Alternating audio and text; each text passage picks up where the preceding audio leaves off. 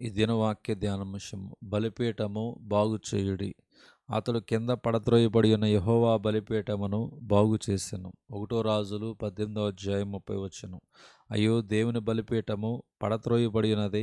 బలిపీఠము అనునది దేవుడు తన భక్తులను కలిసి నిబంధన చేయు స్థలము గదా, నిత్యము అగ్ని మండుచు స్థలము కదా. ఒకవేళ దుష్టురాలైన యెజెబెలు రాణి ఉత్తర్వుల మేరకు పడనేమో అని ఏలీయా ఆవేదన చెందెను. యెరూషలేము యొక్క ప్రాకారములు పడద్రోయబడిన సంగతి విని నెహెమ్యా ఏడ్చెను. ఉపవాసం ఉండి విజ్ఞాపన చేయసాగెను. యెరూషలేము ప్రాకారము యొక్క గుమ్మములు అగ్ని చేత కాల్చబడిన వార్త విని అతడు అదిరిపడెను. దేవుని బిడ్డలారా, ఏలీయా మరియు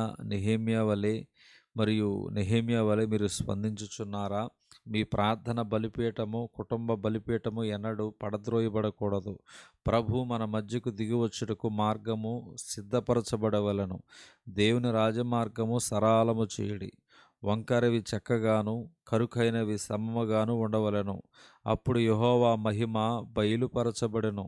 యెషయా గ్రంథము 40 అధ్యాయము 3-5 ఎప్పుడైతే ఏలీయా పడద్రోయబడిన బలిపీఠమును బాగు చేసి ప్రార్థించెనో అప్పుడే పరలోకము నుండి అగ్ని దిగివచ్చెను.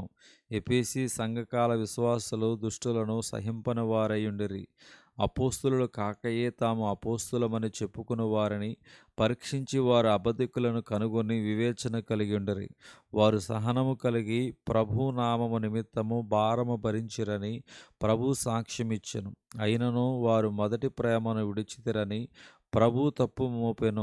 అంతేకాదు, నీవు ఏ స్థితిలో నుండి పడితేవో అది జ్ఞాపకము చేసుకుని మారు మనసు పొంది ఆ మొదటి క్రియలను చేయుము. అట్లు చేసి నీవు మారు మనసు పొందితేనే సరి. లేని ఎడల నేను నీ యొద్దకు వచ్చి నీ దీపస్తంభమును దాని చోట నుండి తీసివేతును అని హెచ్చరించెను. బలిపీఠం అనునది సంపూర్ణ సమర్పణకు నీడగా ఉన్నది. తమ వలలను బాగు చేయుచుండిన జాలర్లను ప్రభు పిలిచెను. మన జీవితములో లోటుపాట్లను సరిచేసుకునవలెను. చినిగిపోయిన వలతో చేపలను పట్టజాలము. వలలో పడిన చేపలు రంధ్రము గుండా జారిపోవును కదా. నీకు ఆయాసకరమైన మార్గము నా యందున్నదేమో చూడుము. నిత్య మార్గమున నన్ను నడిపింపుము. కీర్తన 139:24 ఈ మాట చెప్పబడుతుంది. దేవుడు ఈ దినవాక్యము దేవుడు దీవించునుగాక. ఆమేన్.